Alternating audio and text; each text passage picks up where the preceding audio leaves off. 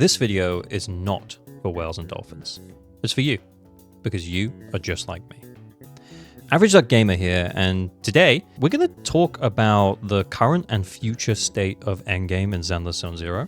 We're going to touch on currently how tough it is, etc. And then we're going to start to think a little bit about the future potential for the endgame in zenlesszonezero.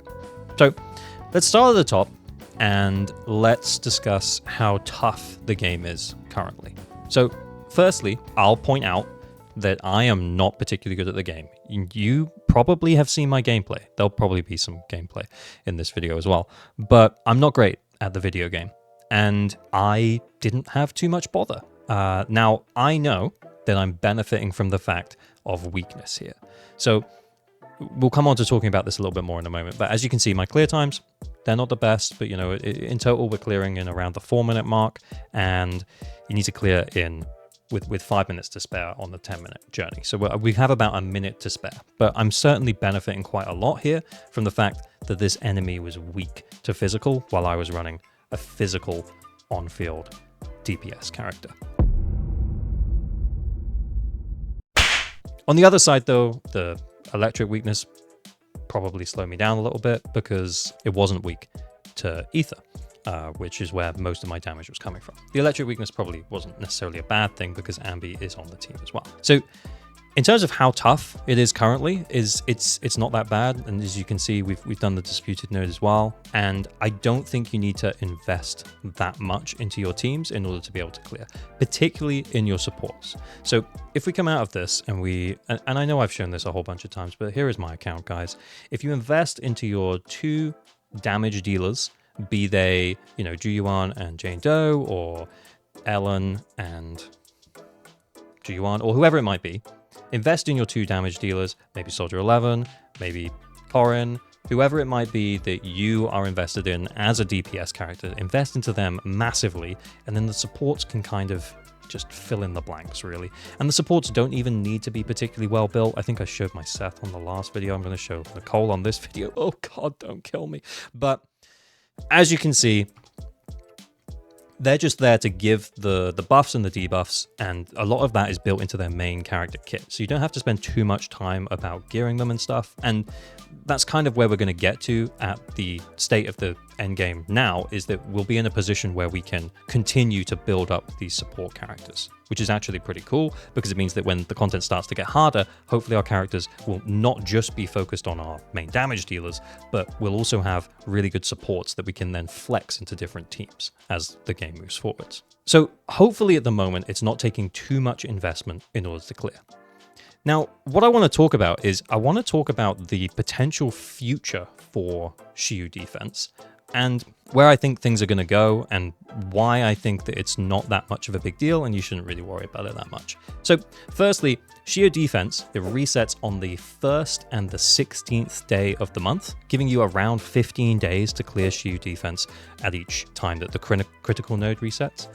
The disputed node doesn't reset, but I'm sure we are going to get another endgame mode pretty soon. This is currently empty, so that could be something that might ramp up the difficulty and might also be something to look forward to. And what we also get is we get a new character that comes out every roughly 20 days, right?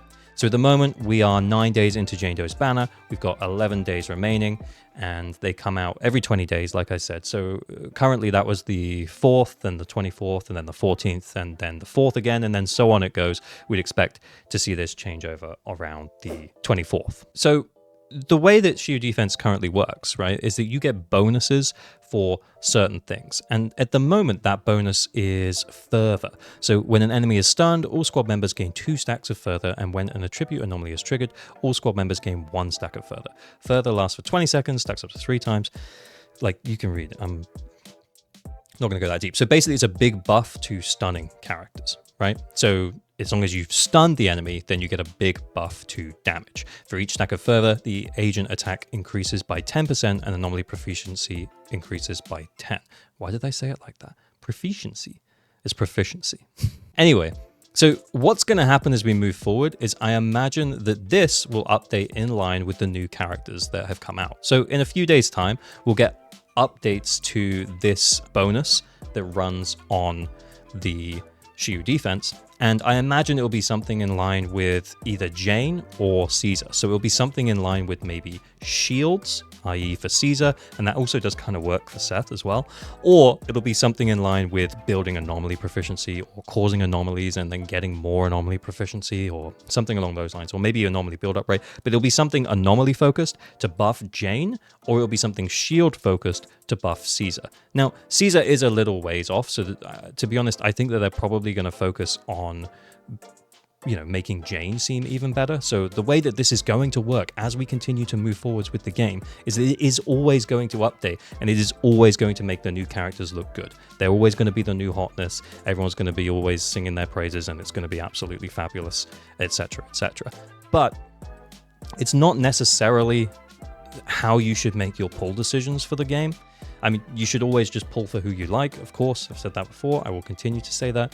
But what I think that you should do is you should consider like your future potential account value if you're interested in meta or sweaty meta playing at all. And to be honest, I don't even think that I am that interested in being a sweaty meta player. But what I am interested in is being able to clear or close to clear the endgame content so that I can continue to keep up with, you know, what's good and what's not so good, etc., etc. And I think as we continue to move forwards in the game, we'll have lots of reasons for us to want the new characters. So I imagine when Caesar comes out, this enemy weakness stuff is going to be like physical, maybe not on both sides, but that also really does help Jane as well. And I'm imagining that when Shield defense updates, it's going to be like a really big buff to like shield characters, which means that Seth is going to benefit from that as well. But then when Bernice comes out, I'm imagining that the enemy weaknesses are going to update and the resistances are going to update as well. So the resistances are going to update for the characters that we've had in the past so that Hoyo can basically get you to buy more characters, okay? So at the moment, we have enemy resistance to ice here, which means that if, for example, you were an Ellen enjoyer, right, you could, in theory, run your Ellen on the second half right now. So the enemy resistance here is physical. So Ellen would work okay on this side. She's not going to benefit from the weakness, kind of like Juyuan, but she's also not going to be a detriment to this team either. But on this side over here, she is going to be a detriment to that team. I mean, she's still a fantastic character, and she could probably still power through if you've got an incredibly well-built Ellen, but you are going to struggle with that enemy resistance of ice.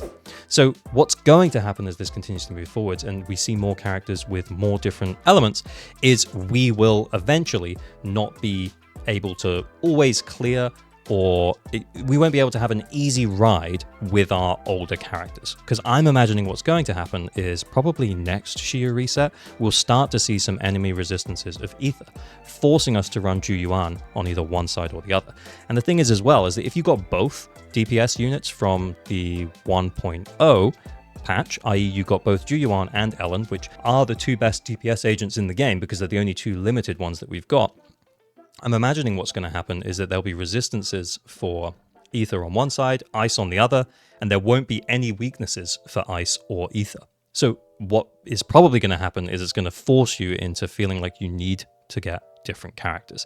And this is the way that this game works, and it's going to be the way that other gachas work as well. It's going to force you to think that the new characters are the new hotness, and they are awesome, and you should definitely get those new characters. But you don't have to feel that way, because really, what are you missing out on, right? In terms of what you're actually missing out on is the rewards, right? So what reward do you get for finishing the 7th frontier? Now, it goes up a little bit, but as you can see, like if, for example, you couldn't fully clear the 7th frontier, 40, 80, 120, you would miss out on 120 polychrome. And chances are, even with like the resistances for like Ellen and let's say Juyuan, and you had to run them on those sides for whatever reason, you would still probably be able to A rank it. You know, A rank is how long? A rank is like 7 minutes, and then the S rank is doing it in 5 minutes. So I'm imagining what's going to happen to make this endgame mode harder is in the future, I imagine this is going to change. And instead of clearing in 5 minutes, it'll be clearing in 3 minutes. And I think that potentially when that happens, things might get a little bit tougher. As you can see, like, you know, I wouldn't be ready for that right now. I mean, maybe, you know, like if my supports were actually built, then I might have a better chance. And the point of this video, the point that I'm making it, the point that I want to get across is that Shield Defense is always going to make new character look good. Shield Defense going to make Caesar look good. Shield Defense going to make Bernice look good. Shield Defense going to make Miyabi look good. Shield Defense going to make everybody look good, because that's what it's there for. It's an endgame mode designed to push you to buy the new character. And you can choose to do that, or you can choose to take the A rank for this 2-week cycle and just shrug it off. But for the most part, if you play from the beginning, you probably have enough characters that you can cover that type weakness. So anyway, guys, let me know down below, what do you think about the current state of the endgame and the potential future state of endgame in Zenless Zone Zero? Also, did you like the new content style, or did you prefer the more faceless stuff? I'm planning to do a bit of a mix, because this lets me kind of get my thoughts out faster. There was a couple of comments on the Caesar video around endgame stuff, because I mentioned her in the endgame, so I thought this might be a better way to address that. Yeah, anyway, best of luck for any of you who are going to be pulling. Pull responsibly. Remember to like and subscribe for better than average luck on your pulls, and I will see you all in the next one. Also join the Discord. Bye.